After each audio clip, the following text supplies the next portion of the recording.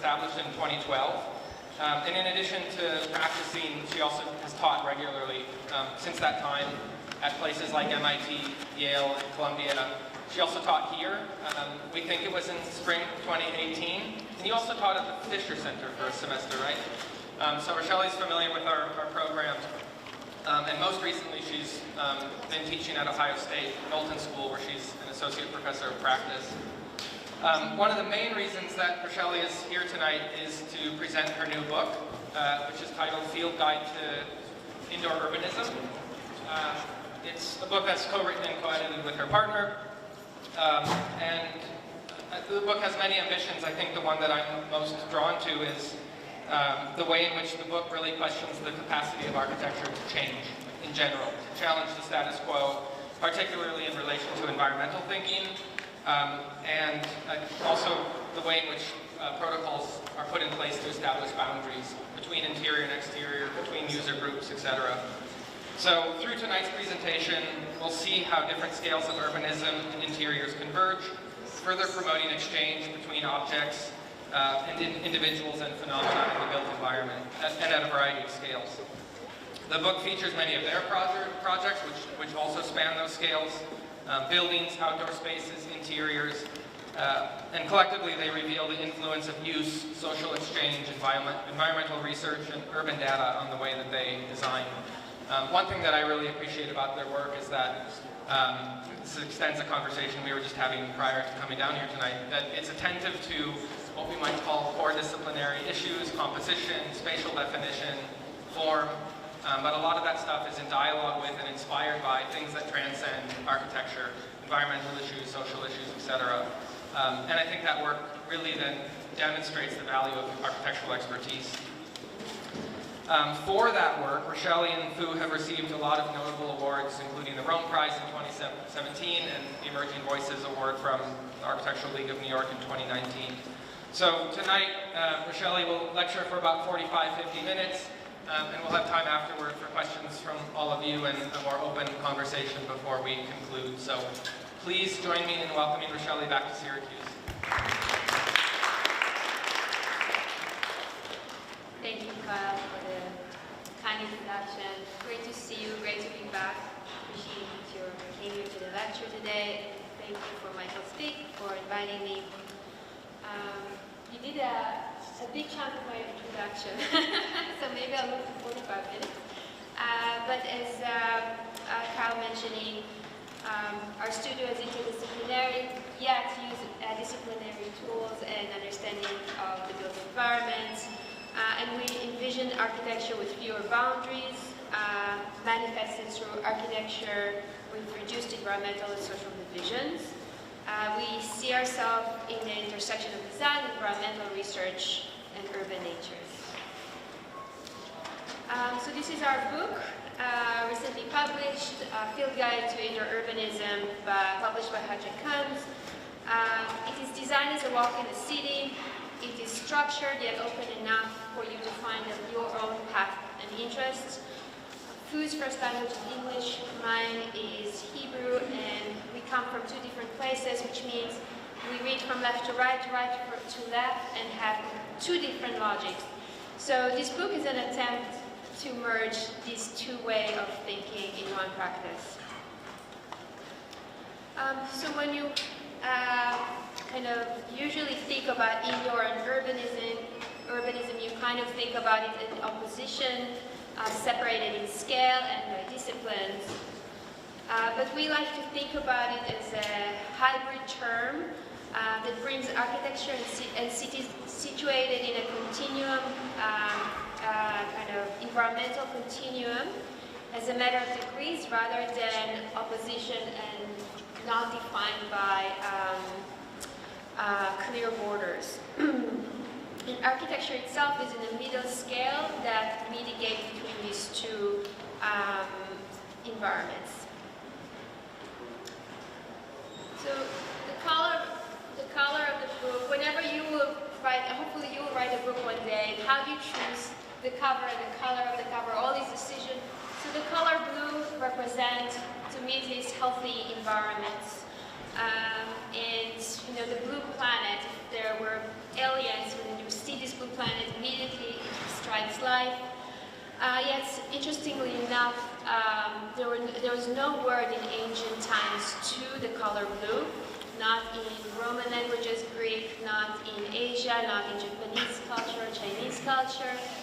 So in a way, the color blue was invisible, which kind of ask yourself why something that is our atmospheres, that is basically structure our life here, is not kind of part of our linguistic culture. So our book starts in a way at the end with the concept of left and right to left. We start with a glossary, and this is one of the term, invisible blue. So culturally not yet defined, the blue in the sky had no name in early times.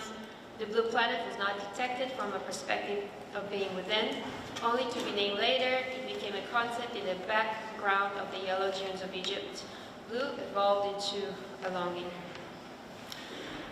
So this glossary of terms is a way for us to communicate ideas that could seemingly a contradiction.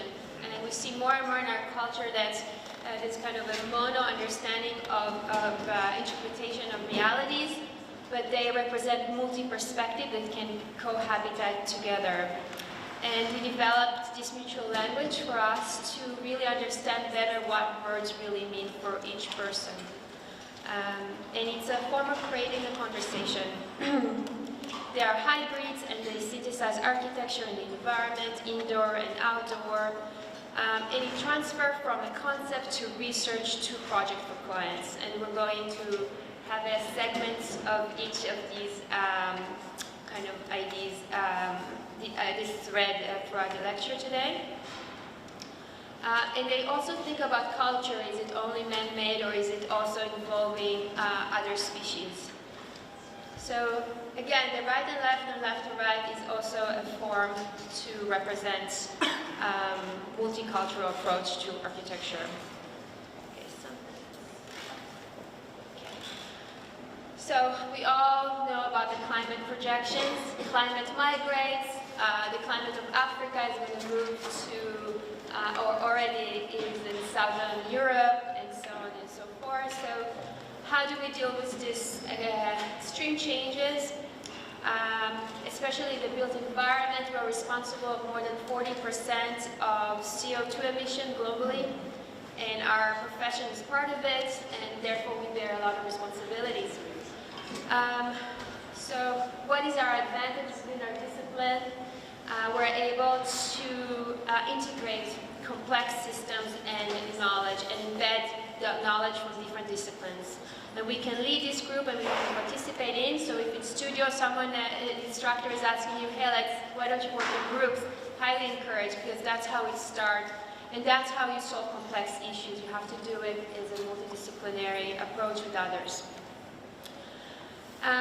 So indoor versus outdoors is actually a notion that is very connected to modern time.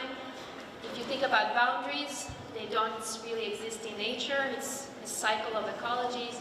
But man-designed structure and territorial boundaries. And one of them is this, the idea of separation that is also a social and environmental separation, courtesy of one of the most amazing engineering devices, air conditioning. It's amazing, but also we pay the price for it. It saves life when there's extreme climates, but it also perpetuates a loop where basically the way it works, it's basically take heat or energy from the indoor and throw it to the outdoor, and the outdoor keep on getting more and more hot. So we're perpetuating a loop where we're constantly trying to cool indoor environment while we are constantly heating more and more exponentially the outdoors. At some point it's not going to work. There are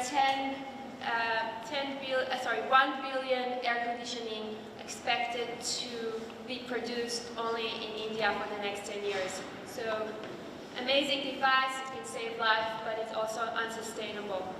And it perpetuates the line between indoor and outdoors, and that's how it works, to develop that border. So this is the only chart that I'm going to show today. I don't believe in charts as good communicators, but it is probably the most important kind of page today. You know the psychometric threshold, Syracuse University, you know the engineering, you know what is the comfort, we know that it's also subjective, based on gender, based on culture, but I'm pointing out the blue, which we're going to see as a thread today in the lecture, which is a comfort threshold. And what it basically says, it's basically the barrier between the city and the building.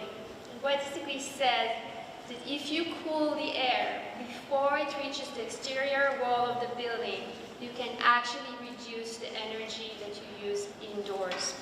So the idea is how we can communicate, work in a group, speak with other disciplines to be able to cool that air before it reaches the building. It means that we need to talk to landscape architects, we need to collaborate with urban designers, we need to work with others to be able to work on that threshold, which is a different threshold than what we're used to or learn in school or have liability on, which is this exterior wall is when traditionally our liability ends. So what kind of liability and ethics do we take on ourselves? And the idea when we design through this threshold is that we reduce the barriers, and when you reduce environmental barriers, you also reduce social barriers. The glass curtain wall, we know that some people, whenever there is a door, someone is invited and someone else does not feel that he's invited. So that kind of threshold is what we're going to explore today.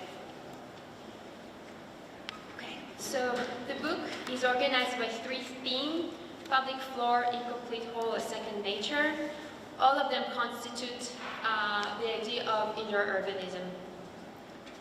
And we're going to test them through a walk in different cities. Today we're going to walk through New York and Rome, and I'm going to leave Tokyo for the ones who are going to read the book. And we donated 1 book to the library, so you're invited to find it there as well. So we're starting with the public floor. The horizontal city that is otherwise defined by its verticality. Chaotic, crowded, and noisy. It is open to misinterpretations and redefinition of normal. It is in public spaces like this that we feel the freedom to be ourselves among others who are different than us, and for others who are different than us to feel comfortable around us. That's actually a fundamental definition of freedom. You can test it actually in urban environments. So what are we mapping? What are we looking at when we test the idea of horizontal section of the city, like New York? So New York is a vertical city. We always think about it as the verticality, but we're cutting that section as horizontal data on the ground floor. So we're looking at, this is the public space of New York. Closed streets, used in schools during COVID, for gym exercises. Protest, this is Black Lives Matter. Mapping where indoor activities turn outdoors.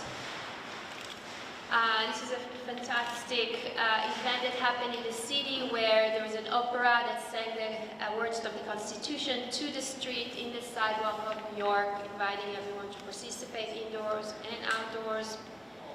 And lastly, I don't know what you think about these sheds, but the idea of extension of and also economic relief for restaurants during COVID, which in a way also can take over the privatization of New York, which also defines that kind of indoor environment mostly, is then extended to the outdoors.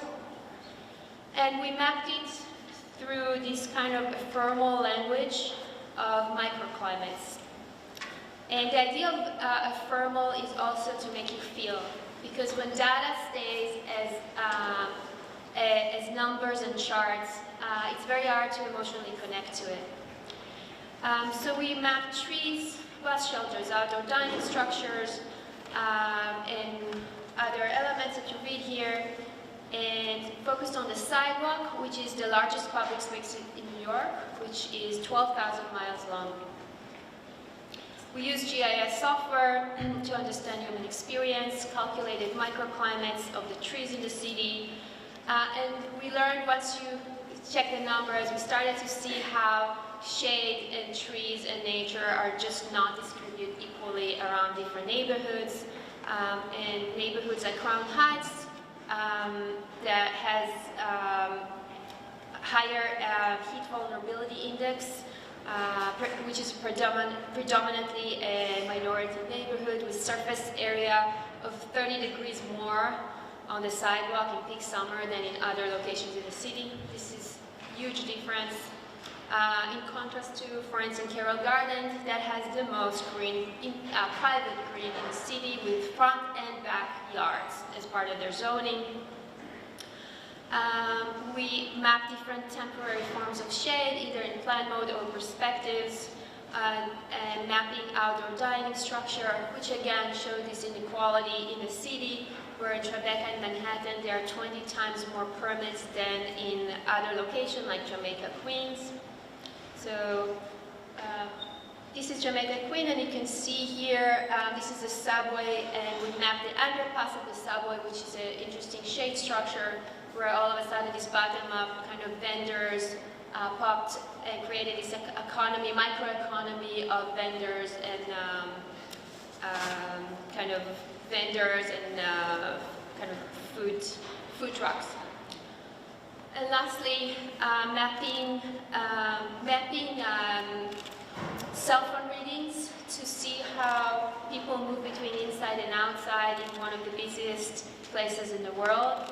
And these maps are drawing these microclimates, but with the idea that they can resonate with you. So it took a lot of work to do this, and we asked ourselves, why aren't we just use solid hatches? But the idea is to create these thermal conditions of microclimates. So this is a project I've shown before, 2015, but it's one of the most fundamental projects for the practice. Usually, that's the role of pavilions. And this one is meant to revitalize a square that is quite abandoned in one of the most amazing sites of a National Design Museum designed by Warner Rad. And how do you revitalize a square that is too hot and too reflective? And how do you activate it? So we looked at different properties of air, and you can see the direction from the west. This is the breeze that comes from the Mediterranean Sea, where the cool air rises from the sea in the afternoon and flushes the city. So it's kind of a natural air conditioning that happens. And the idea is to provide shade, literally. Shade that is not just based on the sun movement, but shade that also is affected by the wind itself. We deployed 30,000 balls in an upper landscape and laid them on a thin mesh ceiling, and created architecture of scenarios where we don't design but allow the weather itself to be the designer. This is the distribution of the balls, one of infinite opportunities or scenarios. We used PET recycled balls with 3 different sizes. If you use just one size, particles just like to congregate together, but if you use different sizes of balls, and it creates structures that are not stable, and they are encouraged to move more. The things that we start to learn about balls. And we let the ground to be free for multiple users, formal and informal, by the museum and by the nearby community. So balls as shade, but balls as football, sometimes it's all what you really need. I'll show this one.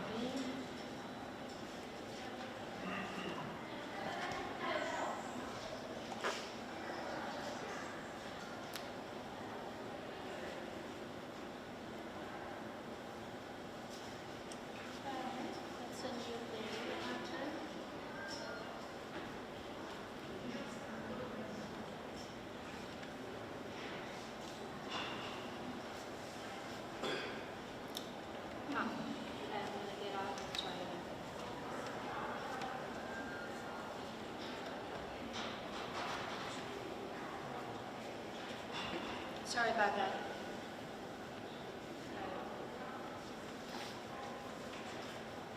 If anyone has an idea why the movie didn't play well, he was playing before, I'd appreciate that. You need an internet connection? No, it's embedded. Surprise. Okay. It's not. Okay, we'll move on. Oh, here we go.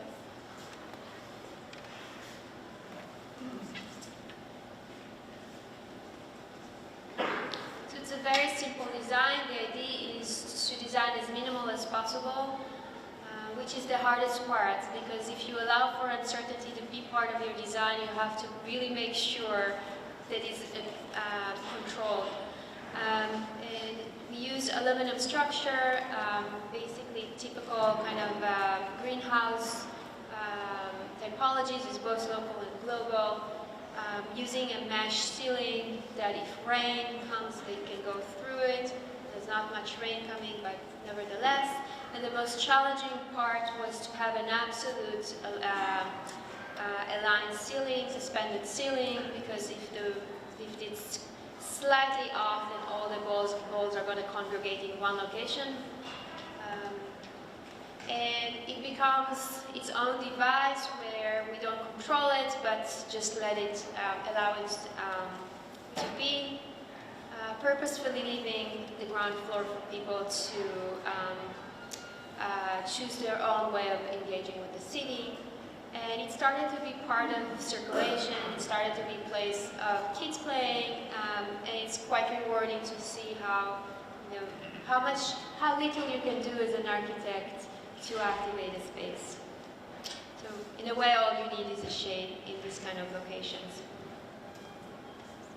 Okay. So this project, Heart Square, we're actually going to see from the end to the beginning. This is March 2020, where the city of New York shut down for COVID. Okay, so this is one of the most bustling places in the world shutting down, unheard of, and represented the depth of that crisis. We installed Heart Square. Heart Square was a winning entry for kind of Times Square Valentine competition. Happy Valentine's to you.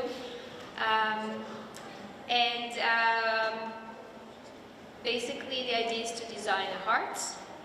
So that's installation February 2020, a month before, where 3 million people visited the site.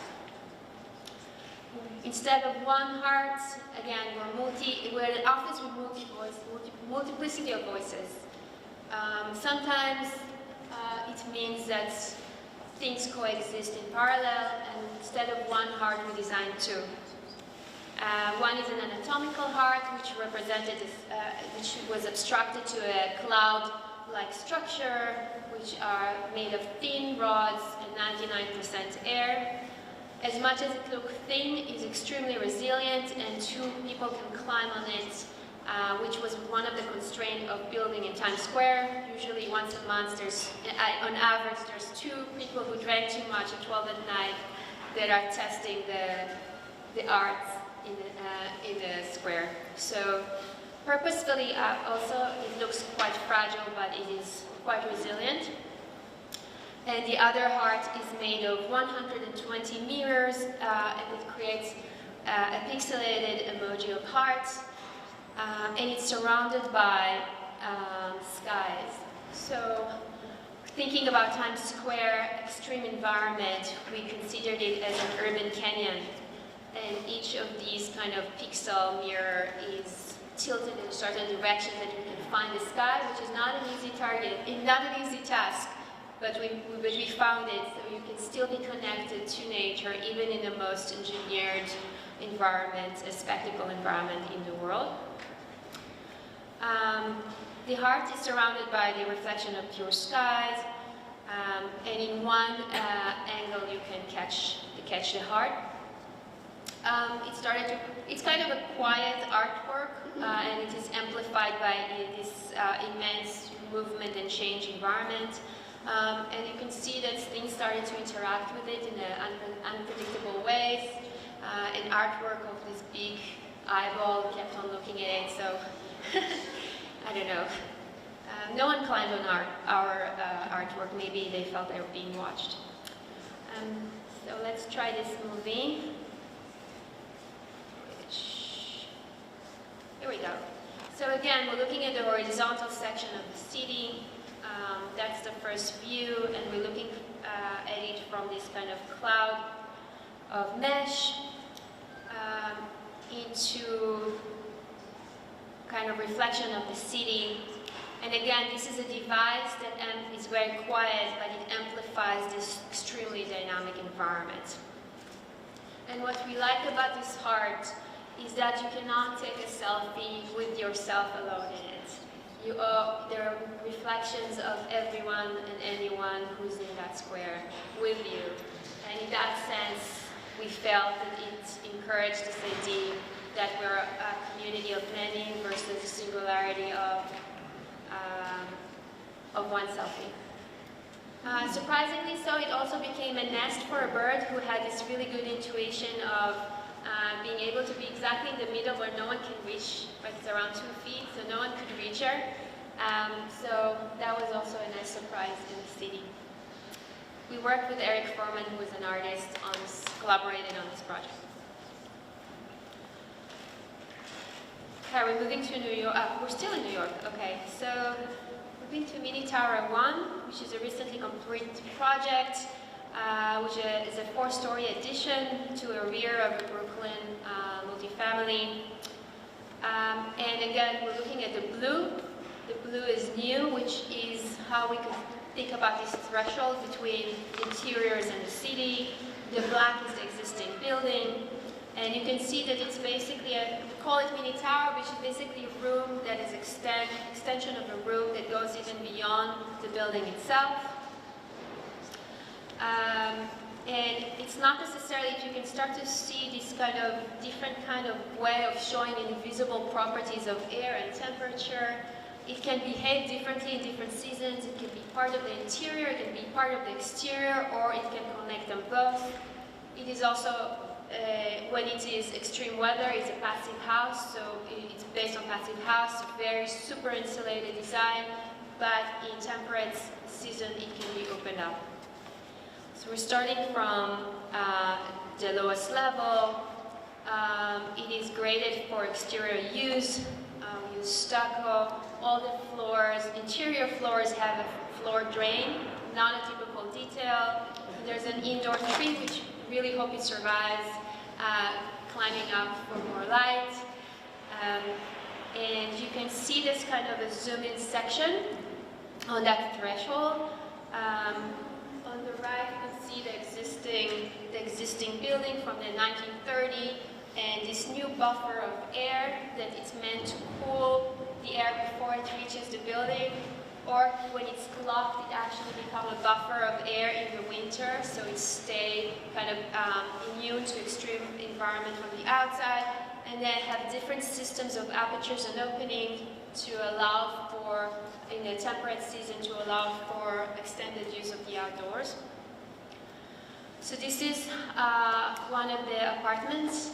The design is matching in the interior design that is currently in apartments, so it's extended, and you can start to see these systems that is very flexible in terms of doors and windows that can open and close. A lot of freedom in that system for the users.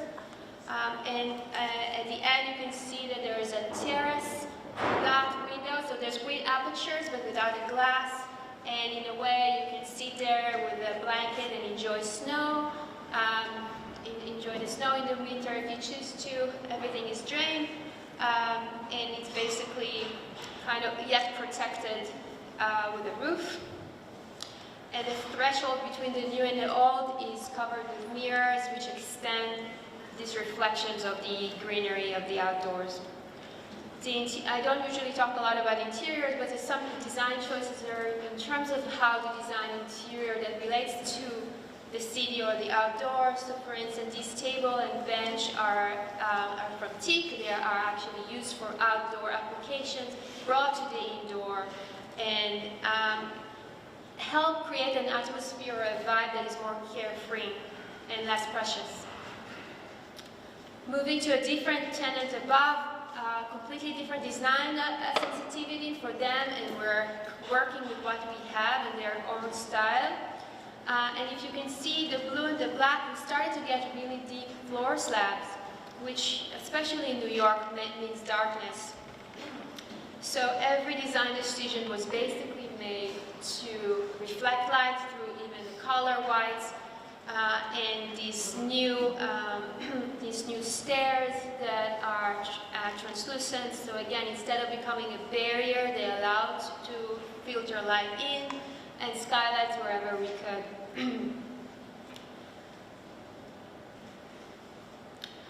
So each floor, if you get an extended space that was not there before, right? This is basically a COVID project. It's like, how do we stay in an apartment? How do we have flexible spaces where there's uncertainty about what we would need in the future? And each tenant have a different kind of programmatic needs, and each one uses it differently. That's exactly the point. Sometimes not defining what a program is per room or what is it used is actually quite useful in terms of allowing for flexibility. And this is a view showing all the new, again, this mirror threshold, and you can start to see how it starts to blend together. Facade is usually a marquee of your responsibility, right? You've started to talk about responsibility, but also of where the interior starts, but not in this case. The facade is not just an edge of the building, but it represents a threshold. So in a way, we have two facades for this building. A little bit of details, if you can see in the center, these kind of aluminum panels are actually flipped, so they are mirrored, and it creates different shade lines at the same time. So you see the shade on the right is different than the shade on the left. So a little bit of detail. Some of the panels are more transparent, some are solid. This is Mini Tower 1, which means that we hope to get many, and it's part of the context of zoning rules and building regulations. And to understand the impact of basically a system that can increase from 30 to 60% the area of your house in an urban environment where you want to stay with your neighbors, you want to grow and grow your family, and basically it grows with your needs. We started to map the city, and we actually looked for alignments that allow us for the specific zoning regulation to allow us for a rear yard extension,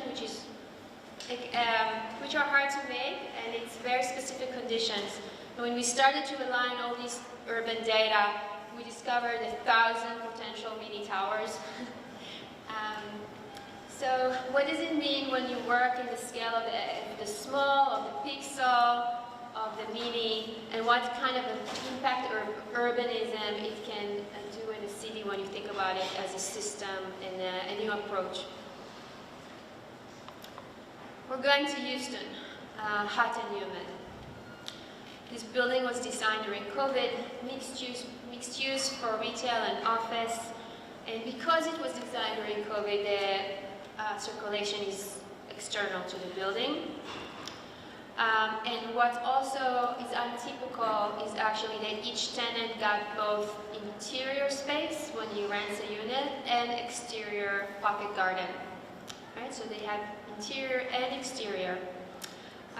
Each entry or each area for a pocket garden for a tenant has a specific green threshold that has also become part of their marketing and part of their identity, and has a different sensories and flowers and smells that are particularly for them. So in blue you can see these kind of pocket gardens, which meant that we had to convince a client to remove all the plastic that you can imagine in similar typologies when you go into the suburbs and look at building similar buildings, and convince them that all that money actually we can invest in landscape, which is 2% of the budget of the project.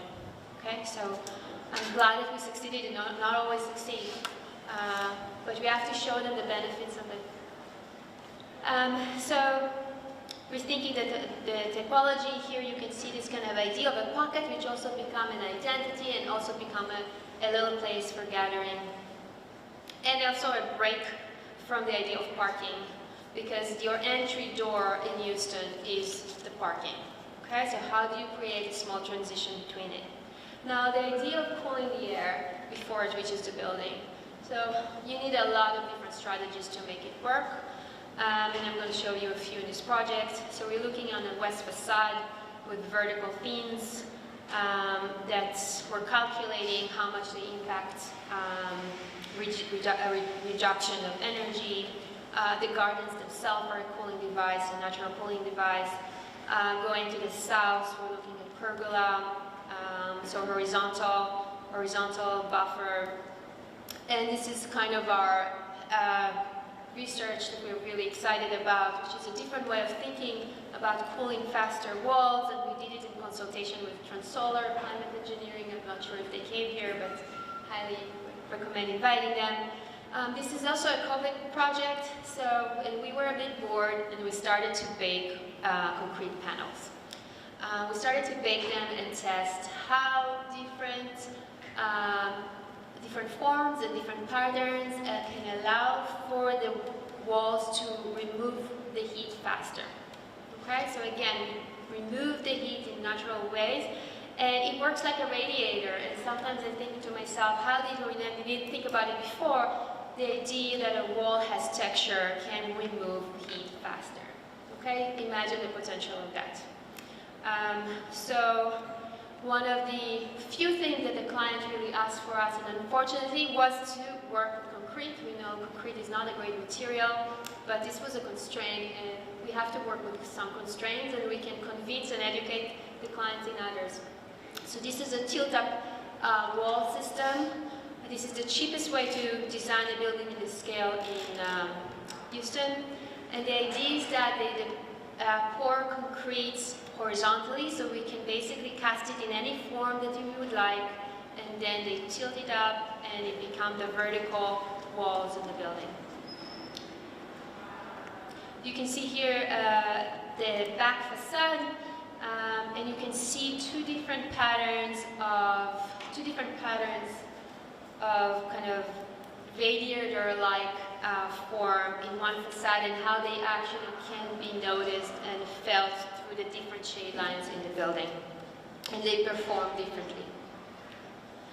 Again, thinking about the building as part of an ecology, these gardens represent different colors, different identity, different times of year of growing, thinking about the seasons and how the building will change through the idea of nature. Oops. Okay, we're moving to Italy. Incomplete whole. Architecture itself is never complete, as it embodies many potential scenarios and outcomes. Perhaps architecture can never be completed, but can be made whole in connecting people to each other through the environment. So we're going to Incomplete City. You can see Italy in terms of the booth, right? Through marquee of construction sites, public construction sites that were never completed. So 30 years, kind of stay on the ground, just buildings that were never finished.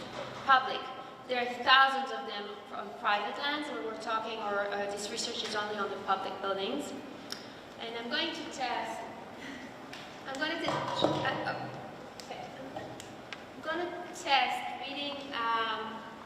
reading part of the book, kind of a short version of the text of the book to describe this part of the lecture. I hope, there's a lot of words here, I hope you can hear me, but this is kind of an experiment in how can I communicate with you, which that's what I am trying to do, different forms of communicating. That's what the book is trying to do, different forms of communicating. Okay, so, I guess I'll do that. An incomplete whole is a modern ruin. It is a building or infrastructure that never completed construction. Decades have passed and its original use has been forgotten. There are open shells scattered in cities and landscape of many places. Incomplete whole is a financial maleficence. Italy had two periods of accelerated growth. The first, its boom years, was part of the country's post-war building expansion. Second was in early 2000, when Italy received loans from the EU to finance a wide array of programs. Once European Union funding stopped in 2008 economic crisis, many speculative projects across the region were affected. Incomplete whole is a political game. Sicily, with Italy's highest concentration of incomplete structures, has an extremely high youth unemployment rate. Rather than responding directly to a community's need, sometimes a public project is simply there to reduce an unemployment rate temporarily. Speculative urbanism become a temporary driver in growth until funds run out. Politics of securing votes for building initiatives that were never intended to be completed created entire towns in a state of incompletion. Incomplete whole is a microclimate. It is mild relative to its outdoor surrounding. Evaluating it through its passive performance qualifies it as an environmental infrastructure. The incomplete structures dominate Sicily's landscape as a network of shaded reliefs from extreme sun. Its form changes with the light, softening its volumetric intensity. Natural breezes funnel through many apertures and voids, while the thermal mass, with its abundance of concrete, collects the sun energy throughout the day and releases it at night. Incomplete whole is an environmental study. It rethinks the traditional role of architecture as a shelter from the environment. Traditionally, the building envelope is a threshold between exterior and interior, public and private. Also a border between outdoor and conditioned air. It is a costly border as it perpetuates our dependency on fossil fuel to provide optimized indoor environment.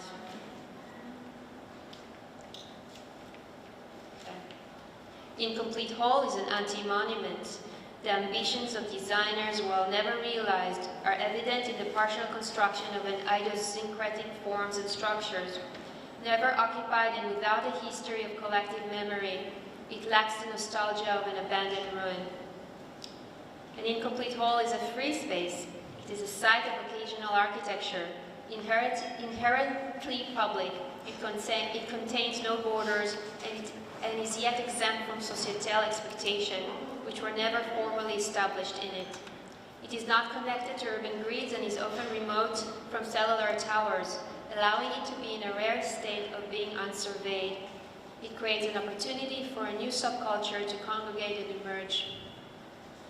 An incomplete whole is non-design. It lets nature lead in placemaking by prompting more biodiversity. Over time, it becomes an infrastructure of wild urbanism. In Rome, La Città della Sport by Calatrava, which we see here in this movie, nature enters as the architecture deteriorates. The process of ruination is alive. An ecological cycle begins as dust settles, wild seed land, and carried by birds that find temporary refuge within the structure. Raindrops channel and pass through the cracks of concrete slab and soft greenery start to grow. An incomplete whole is a state of mind. As the process of ruination continues, the prospect of architecture completion in a traditional sense becomes more financially challenging.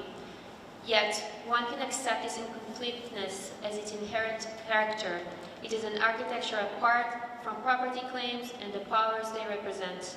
As it is topologically undefined, its borders are ever-changing, its users are multi-species. It is an architecture of impact, a place for the temporary, for the unheard, for the voices of the moment and the future, a place to fulfill interim needs and scenarios rather than a fixed resolution or set programs.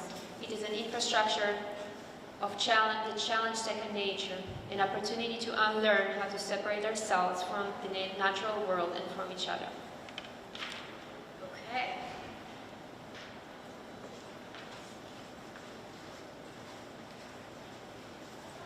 Okay, so this is a monument, a ruined monument in the city of Rome.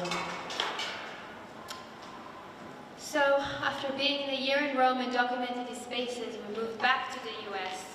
and started to look on abandonments, because that's what we've done for a whole year, and changed how your neurons in the brain works. And he started to map cities. This is Newburgh, New York, and St. Louis with almost 8,000 vacant buildings. And what is an open building? So by a lot of municipalities, open building, which means it's open, it actually is not defined as a building. And there are different codes to deal with it, and some of them even call it a pavilion.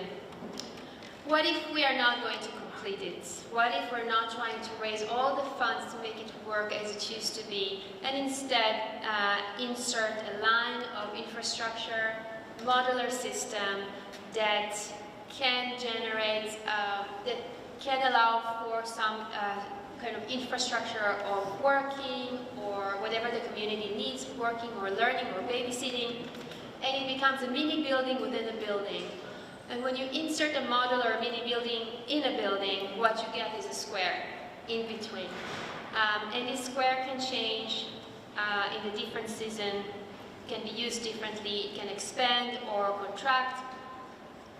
And when it serves its purpose, it can move to a different building to activate it.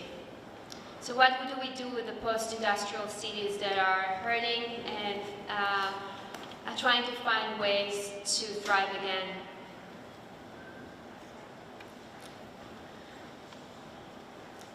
And then the architecture itself is, again, architecture that its borders are not quite defined between the mini building and the building, in what is a plaza, what is a building, and what is infrastructure. So it's all kind of a blur that work together in a completely different way. Outdoor room is a pavilion in Beijing, iconic Olympic Park. Again, a design proposal which was actually built to revitalize a square that is not used, right? The Olympic grounds. And it's massive and a huge ground, and sometimes the best strategy is actually to create a room in a city. The tiniest pixel can actually have a great impact, and thinking about the city as well as a room. So we designed a pavilion that is a room that has a window, a sky window, that looks at the Olympic building monuments. And through the openings, views of the city appear and disappear, materialize and dissolve in the sky depending on the air quality. So the pavilion renders its surrounding environment, it's not separate from it, and acting as a barometer of air quality when at the time this kind of data was not available. And the fabric that we use is actually, it's both translucent and reflective, which means it adapts to the color of the sky in turning the smog itself into a design material. You can see how this kind of fabric changes and adapt to the environment. The last project for today. We just heard it got the permits, approved, took some time, very exciting. We're in Jackson Hole in Wyoming. The climate is almost Arctic, climate zone 7. Last winter, they got 666 inches of snow in the site. So you can imagine how to deal with this extreme environment. So it is sited within 30 acres of riparian habitat in the greater Yellowstone ecology. And it becomes a migratory corridor from the Snake River that brings wildlife, big wildlife, close to people, with elks, moose, deers, and even grizzly bears. I saw a grizzly bear. It was not in my bucket list. I know for some people it's in their bucket list, but it was not mine. I saw him twice, or her. And visitors come to the observatory to watch wildlife in their natural habitat during the day. It's a beautiful setting that changes with the season. So again, a very extreme difference from temperate to extreme winter conditions, and beautiful setting of the Teton Range Mountains with huge change of temperatures. So how do we design for such kind of radical different environment? When you can think about this design, if you see it, it's very hard to understand what is inside, what is outside, what is part of nature, what is out of nature, and purposefully the borders are blurred. The idea is to design experience environments rather than distant one, and allow for the building to extend to nature. So you can see here even this kind of walk into a higher level kind of observatory through the woods to create this kind of immersive natural environment. So this plan, again, the blue appears, and the blue is a space of, we call it the weather room, and it can be open to the indoors, which is a lounge space, it can open to the outdoors, and it can open to all directions. So it's a buffer, a threshold.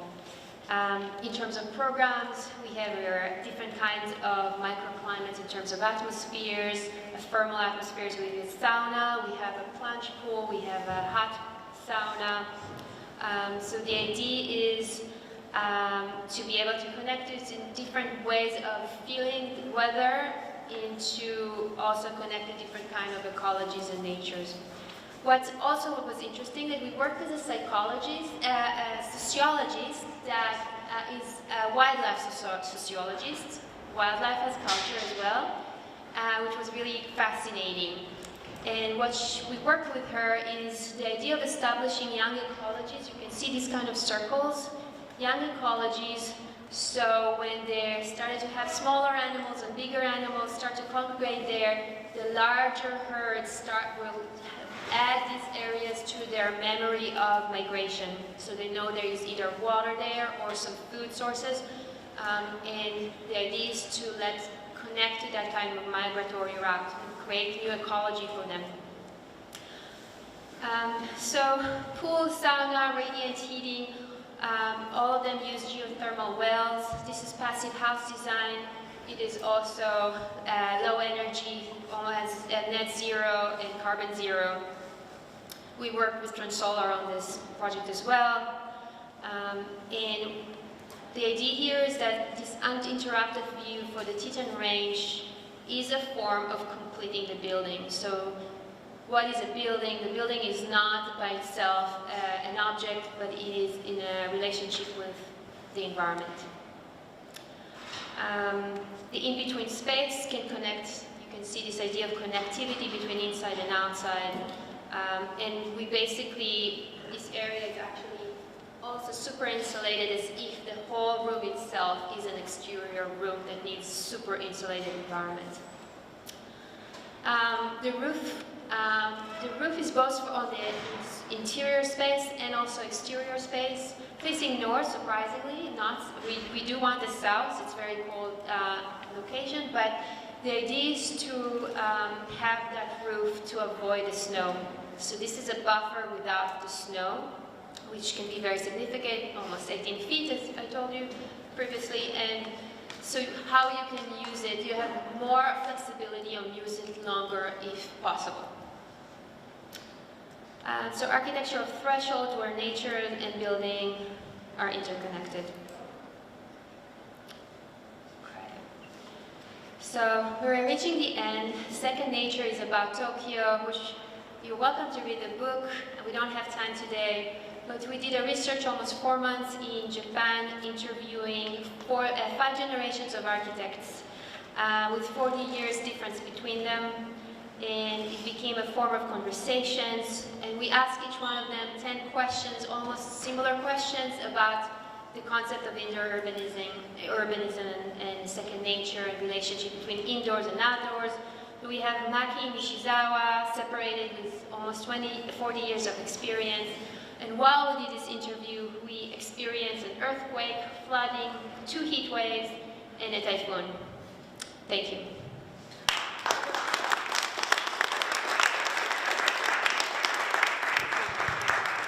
Thank you, Rachely. Before we take questions, can you tell people where they can purchase this book? Is there a preferred spot? You know, Rizzoli, whenever you come to New York, so Rizzoli bookstore, which is quite a place, but it's online available. Is there anybody that would like to ask a question? Sure. Thank you for the lecture, and I actually have 2 questions. One is generally for like the indoor urbanization. It's like, because through your projects, some are like exterior exterior like installation or like exterior plaza treatments, but there are also like some part that treat like a real enclosed space, like a house or like a center. Wonder like how like what is the different considerations you're taking to this different type of things? Because usually like in a conferences or something like exterior installation is like need less consideration as more achievable, but it's for like an enclosed house there are like many issues about like heating transformation, like enclosure consideration, like what is the difference and what is harder, what needs to be considered or like learned. And that's one question. That's okay. Thank you. What's your name? It's Fei Yang. Hi, nice to meet you. It's a good question. Maybe I didn't introduce it, but our practice works differently. We're not based on typology. We're not expert in hospitals. We're not expert in housing. What we're trying to say, what we're expert is connecting people to environments and people. And when you have that as a meta topic, and you move to different typologies and you move to different scales, you try to say how you can still bring those principles that makes me wake up in the morning smiling, going to work. How do I bring this principle to what I do and design that day?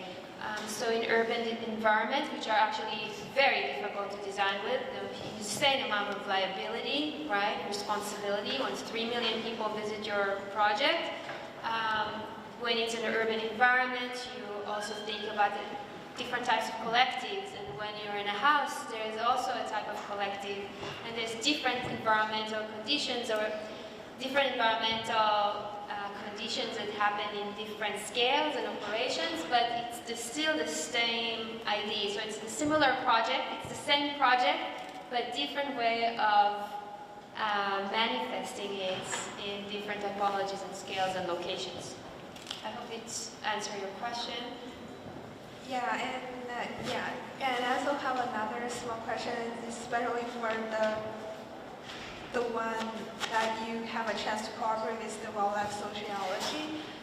Because I feel like having a chance to communicate with people from other fields is really interesting things. Like we can inspire by like psychology ideas, we can inspire by like social things. So I wonder like how do you get the chance to cooperate with them, and what do you think like it would be better for us to like when we design like different programs, we need like cooperate with different things. Like if we design like a kindergarten or something, do we need like psychology help or? I believe so. I think we're expert in connecting to other disciplines. So let's utilize it more. So we don't have to just work with structural engineer and MEP and so on. You can expand to what kind of expertise do you want to use. And if we think about architecture at the end of the day as a place of how it makes us feel, we feel protected or we feel that belong to a place, right? These spaces, or it also perpetuates different social codes, right? So in a place with hard acoustics, maybe we'll walk a little bit more quietly versus a place that is urban and we can be more free. So of course, communicating, collaborating with sociologists, psychologists, and so on, and anthropologists in the city, I highly encourage it. It requires some research and email and maybe connections and to start a conversation. You will find them actually very keen to be part of these kinds of processes. Sorry. Can I also ask like one question? So I really like your speech about the incomplete whole project, and in that way, the architecture seems to be part of the environment. So actually, there's two questions. The first question is, so what is the definition for you? Like, what is the architecture definition for you? Is this like only about like how it interacts with the environment? And then the second question is, so because our studio this year is also about to do a sustainable design, architecture design. How can you transform this environmental? How can you transfer environment research and into an architectural form, and especially in the outdoor room Beijing, that installation, like how's the concept eventually ended up into that form of pavilion? Start with the second because I have a bad memory, I apologize. So then you can ask me again the first. You know, in every place we go, we try to understand the environment better. When we thought about the environment of Beijing, we actually didn't have enough data. And that kind of lack of data became the project. So when we first started our career, we didn't talk at all about the climate, we talked about the weather. Because if we were to talk about the climate, we would lose 50% of potential clients. So that was a very political, divisive, I hope that it's less so now, but it was very political, divisive topic. So the idea to enter it was through weather and how to amplify weather, how to acknowledge weather, how do we become more conscious of it. So that kind of pavilion was in that period of time of design to make the environment more visible. So in a way it became the barometer of change. Okay? And the first project, you know, if you read a book, which is, again, it's going to be in the library, I recommend you to read about how the Japanese architects think about completion of architecture. Everyone has a different way of thinking about it.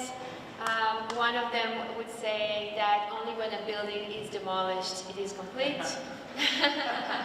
Another one is only when I come and visit it for 40 years and I see how it's being used and reused by the community, it's complete, and so on and so forth. So I think that everyone has a different definition. It definitely, for me personally, it's about not just thinking about environmental, sustainable, but thinking about people, social and environmental interconnected together because they are interconnected.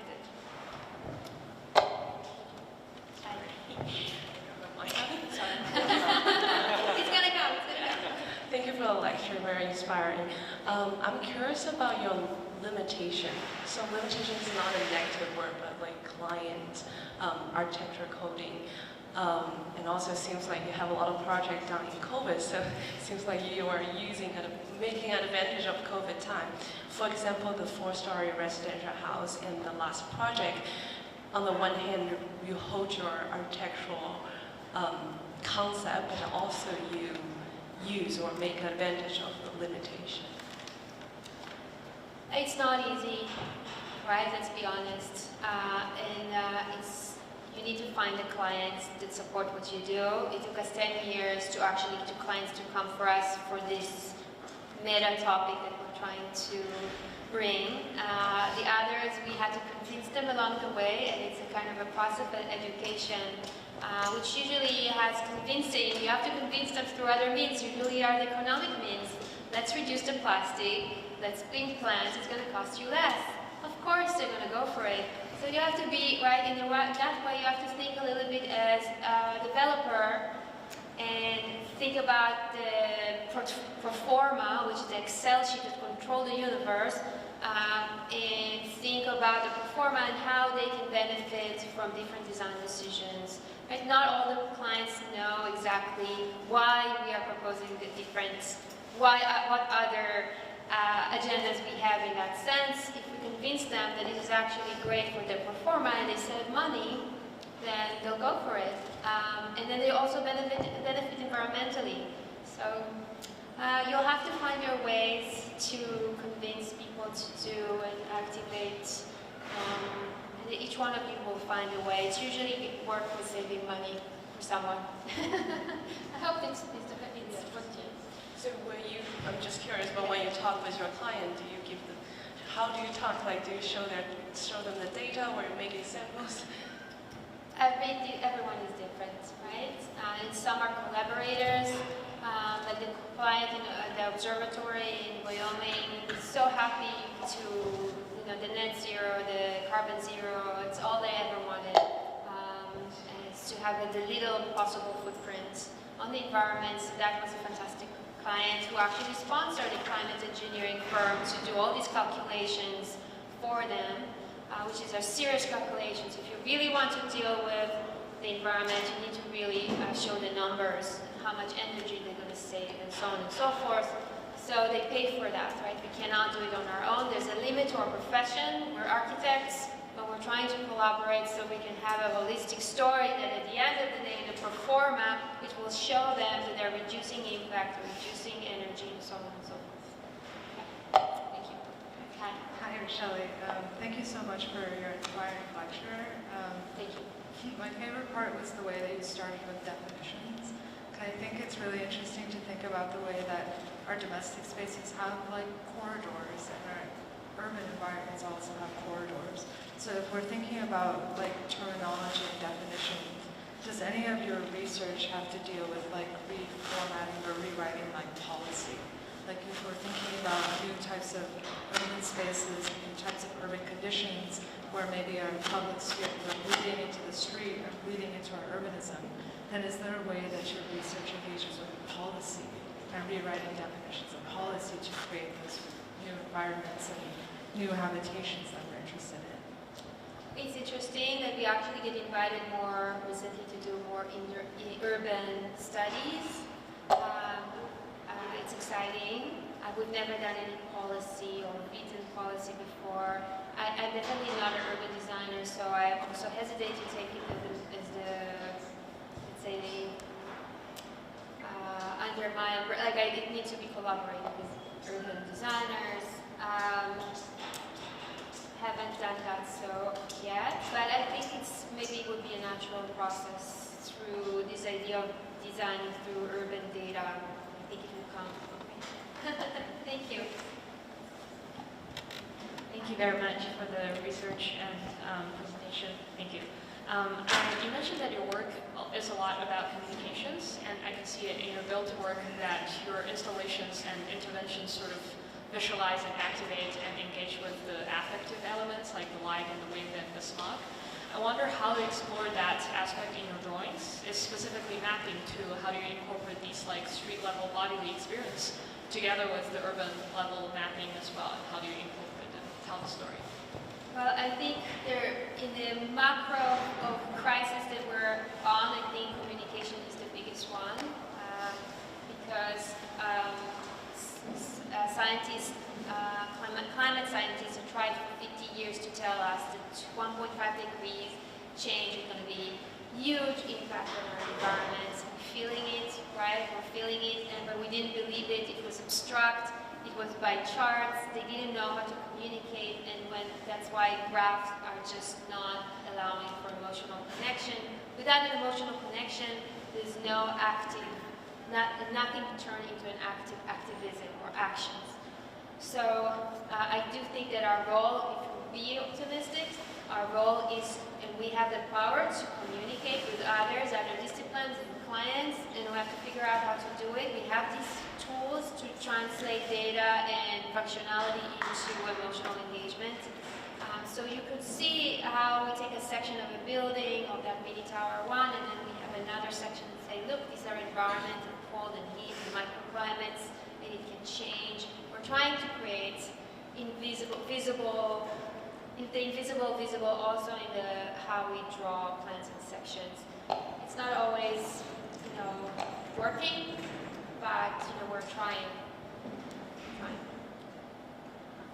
Are there any last questions before we conclude? Got one more? Yeah. Go for it. Last one. Yeah, thank you. So, because you mentioned I remember in your response, you said it takes about 10 years for you to find the client really support your research. So I just wonder, how did you start your career in this field, and did you get the dominance power at the beginning, or it takes gradually, what did you do to take this stand and get people support, and how did you get the funds for those research to Italy, to Tokyo? Yeah, it's a lot of work. I highly recommend to collaborate, because when you collaborate with others, your impact is greater.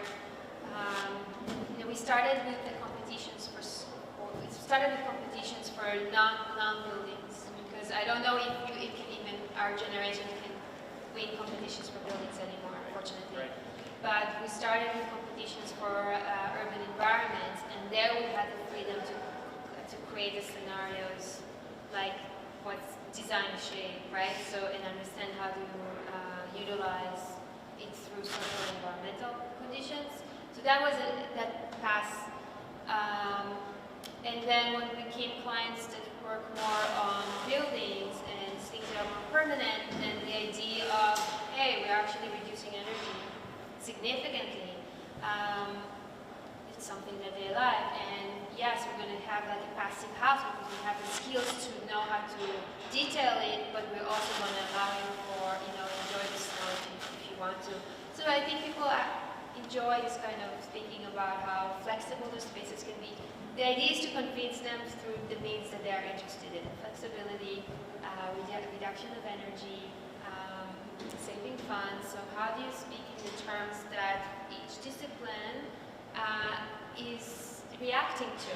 So you have, in a way, we tell the story for each building differently for different audiences. Okay? The story is written many, many times to communicate to different stakeholders. And you need to learn how to write, extremely important. And you start with bullet points if it's not your main language, right? And you start to learn how to do paragraphs, and you try to start to learn again and again to apply for grants, and you're most likely going to hear no. And when you hear no, you send an email, thank you, can you please give me feedback? And then after 6 months, someone calls you and gives you feedback, but it's worth goal, and then you apply again. Okay, so you're going to hear many no's before you hear a yes. It's a great question. I mean, all of you are probably inspired by a lot of the people that come here and speak, and the time that it takes to get to a point where you can practice in a way that really matches your values and your interests, it takes sustained commitment, and oftentimes it's bolstered by a variety of ways of buying time. So many of the people that come to lecture here teach. And that's a way to be embedded in an institution that might provide funds for research, to have intellectual discussions, to be able to be a little bit more selective with the type of professional work that you do take on. But it takes time. I mean, it's a terrible joke, but in the United States in particular, people say you don't get to really start practice until you're age 50. Because it's just the way in which the culture of practice in the U.S. operates. It's different in other countries, of course, but in the U.S. it's particularly challenging in terms of like getting projects that truly align with your ideal version of practice. And if I can add to that, like final conclusion, it's quite conservative place. And what I find is if you really want to build a building that is sustainable and low carbon and low footprint, you need everyone in the construction business, this ecology of the people you collaborate with, to have the same interest and goals. Because if the contractors say, hey, I'm not going to provide liability to this system that seems to be really amazing from Germany, but I've never heard from it, and I'm not going to use it, I'm not going to warranty the construction, then the client is going to back up and is like, oh, I'm not going to take the responsibility on me. So someone needs to take the liability, which means someone needs to be educated with most updated systems, and it needs to have, it takes a village, and you need to bring everyone on board. So that's also, something that we need to lead. Thank you all for the questions, and let's conclude by thanking Rachely. Thank you for a wonderful question.